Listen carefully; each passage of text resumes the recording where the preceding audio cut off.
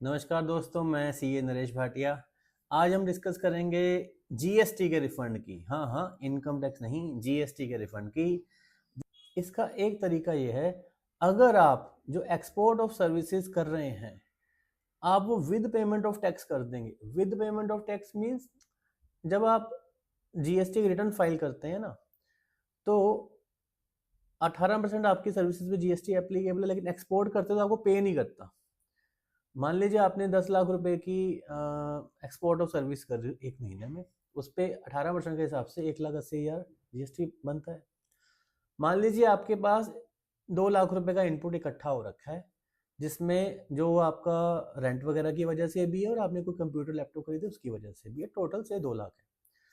तो 1,80,000 आपको टैक्स पे करना है 10 लाख की सर्विसेज के ऊपर। तो जो 2 लाख आपका इनपुट पड़ा हुआ है ना, वो 1 लाख उस 2 लाख से पे हो जाएगा। ठीक है ना, 1,80,000 वो उस 2 लाख से पे हो जाएगा। अब ये जो आपने जीएसटी पे किया है 1,80,000 का, जेब से नहीं पे किया है, पे आपने अपने इनपुट से कर दिया है। तो वो जो आपने पे किया है ना, इसका आप रिफंड डिपार्टमेंट में क्लेम कर सकते हैं।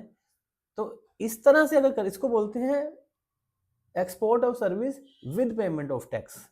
मतलब आपने एक्सपोर्ट करी, उसका बकायदा टैक्स पे कर दिया, चाहे जेब से पे नहीं किया, जो इनपुट पड़ा था वहां से पे कर दिया, टैक्स तो पे किया ना।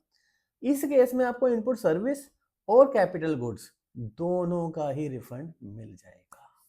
ठीक है, लेकिन दूसरा तरीका होता है export without payment of tax, जो ज्यादा, तो उस केस में आपको जो रिफंड मिलेगा वो जो आपका जीएसटी इकट्ठा हो रखा है सिर्फ इनपुट सर्विस से जो रिलेट करता है, जो रेंट वगैरह का, इंटरनेट सर्विसेज का या किसी सब्सक्रिप्शन का, सिर्फ उसका रिफंड मिलेगा, कैपिटल आइटम्स का नहीं मिलेगा। देयरफॉर अगर आपके पास जीएसटी इकट्ठा हो गया है कैपिटल गुड्स का भी, तो आपके लिए बेनिफिट है कि आप GST return with payment of tax करिए, सो दैट आप अपना बाकी जो कैपिटल गुड्स का जीएसटी है उसका भी रिफंड ले सकें। Thank you.